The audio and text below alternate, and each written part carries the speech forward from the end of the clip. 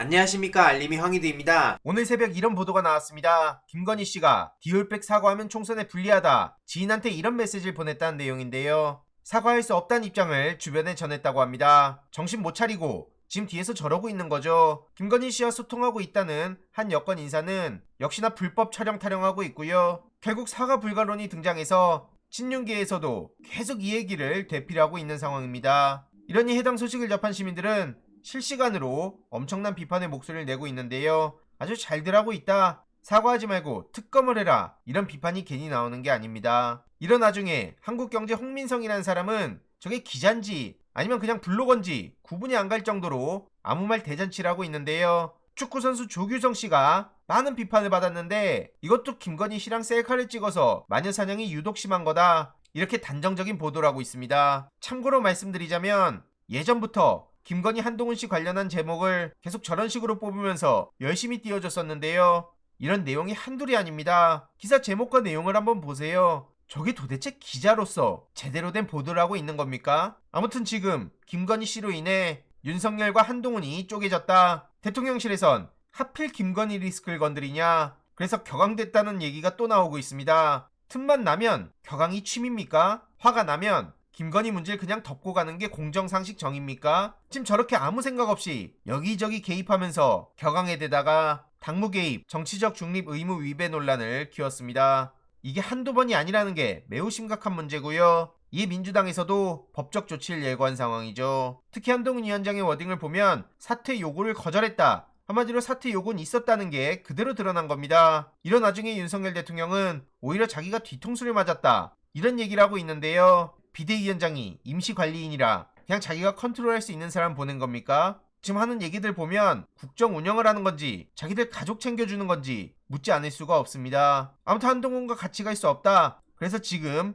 회동 계획은 현재로선 없다. 이런 단독 보도가 나오고 있고요. 어제 홍익표 원내대표는 최고위원회의를 통해 새로운 자본시장법 적용하면 김건희 씨가 과징금을 46억 내야 된다. 이와 관련한 일침을 날렸습니다. 홍익표 원내대표의 발언으로 영상 마무리하도록 하겠습니다. 지난 금요일부터 새로운 자본시장법이 시행됐습니다. 주요 내용은 형사처벌에 더해 주가 조작 등으로 얻은 부당이득의 2배까지 과징금을 병행부과, 그리고 부당이득 산정 기준의 법제화, 세 번째는 자수하거나 내부 제보에 대한 처벌 및 과징금 감면 제도 도입 등이 골자입니다.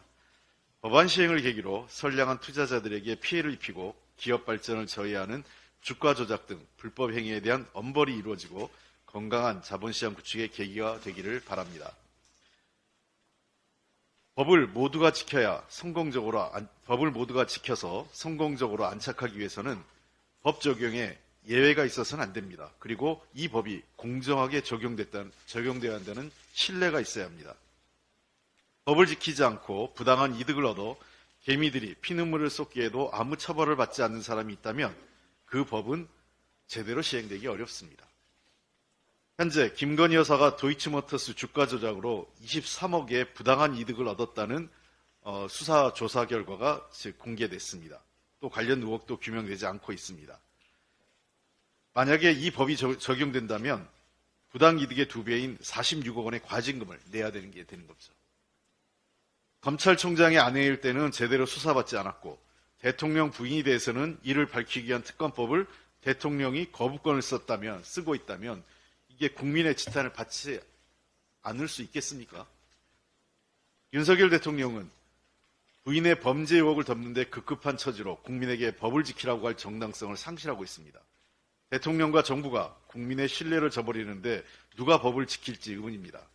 대통령이 국민의 삶과 대한민국의 국익을 위해 쓰라고 준 권한을 고작 자기 부인과 자신들의 측근을 숨겨주는 데 사용하는 나라의 주식시장에 법과 원칙이 바로 설리 없고 이렇게 후진적인 시장에 누가 투자를 하겠습니까? 윤석열 대통령의 김건희 특검 거부는 자신의 아내만 지키면 법질서와 경제는 어떻게 돼도 상관없다는 무책임한 태도입니다. 여기에 부안해동하면서 대통령 부부의 비위만 맞추겠다는 한동훈 비대위원장과 여당도 그 책임에서 자유롭지 않습니다. 국민의힘은 법을 만들어 놓고는 그 법을 무력화시키는 범죄 의혹에 대해서는 면죄부를 주는 모순적 행태를 멈추고 대통령에게 특검법 거부권 철회를 촉구하는 용기를 가져야 합니다. 아니면 특검법에 재의결 시 찬성을 하십시오. 한국경영자총협회가 우리나라 산업과 관련된 발표에 따르면 반도체, 디스플레이, 2차전지, 미래차, 바이오, 로봇 등 6대 첨단 전략 산업의 수출 시장 점유율이 하락한 것으로 나타납니다. 2018년에는 세계 2위 점유율을 차지했지만 2022년에는 독일, 대만, 미국에 밀려 5위를 기록했습니다. 수출액도 같은 기간 1,884억 달러에서 1,860억 달러로 1.2% 감소했습니다. 분야별로는 디스플레이와 바이오는 소폭 상승했지만 반도체와 2차전지, 로봇은 큰 폭으로 하락했고 미래차도 하락했습니다. 특히 반도체의 점유율은 13%에서 9.4%로 감소하고 대만의 큰 격차로 역전당해 3위로 내려앉았습니다. 이러한 위기는 여러 자료에서 확인되는데 과학기술정책연구원이 한국과 대만의 반도체 산업을 비교한 실리콘 방어지수에 따르면 첨단화, 경쟁력, R&D 투자 비중, 산업 생태계 등 모든 분야에서 대만에 뒤지는 것으로 나타났고 향후에도 대만이 압도적 우위를 지속할 것으로 전망하고 있습니다. 첨단 기술이 경제와 산업 발전을 좌우하는 것은 물론 국가 안보와 생존을 결정하는 경제안보의 시대에 각국은 적극 대응하면서 국력을 집중하고 있습니다. 미국은 IRA법을 통해 기후변화 대응, 태양광 등 재생에너지 산업, 전기차 산업에 천문학적 액수의 보조금과 세액공제를 제공하고 자국에 유리하도록 공급망을 재편하고 있습니다. 이후도 이에 대응한 매칭 보조금 제도로 첨단 산업 공장의 해외 이전을 막기 위한 노력을 기울이고 핵심 원자재 법안을 추진하고 있습니다. 프랑스 역시 비유럽산 전기차를 보조금 대상에서 제외하는 프랑스판 IRA를 도입했습니다. 일본도 공급망 강화와 첨단 기술 보호를 위한 경제안전보장법을 제정했습니다. 그러나 우리나라는 미국의 IRA법을 파악조차 못하고 허둥댄 이후 프랑스판 IRA법도 늑장 대응하면서 우리 기업의 어려움만 심화시키고 있습니다. 정부가 지난해 국가 첨단 전략산업 육성에 총력을 기울이겠다며 계획을 발표했지만 내용 자체가 부실한 것은 물론 대통령이 앞장서서 R&D 예산을 삭감하고 재생에너지 기반을 붕괴시키면서 세계 흐름에서 멀어지는 실책을 저지르고 있습니다. 그 어느 때보다 과감하고 적극적인 대응과 실효성 있는 전략이 절실합니다. 간헐적이고 분절적이며 관성적인 대책이 아닌 보다 종합적이고 파격적인 노력과 선제적 대응이 필요합니다.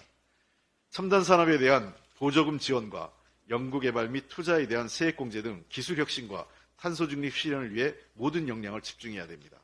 이미 국회에 제출된 법안과 함께 여야가 함께 머리를 맞대고 첨단 산업의 경쟁력 확보를 위해 적극 나서야 할 때입니다. 이상입니다. 이번 내용도 유익했다면 구독, 좋아요, 알림 설정, 멤버십 가입 정말 큰 힘이 된다는 점 말씀드리고 싶습니다. 주위에 널리 공유 부탁드립니다.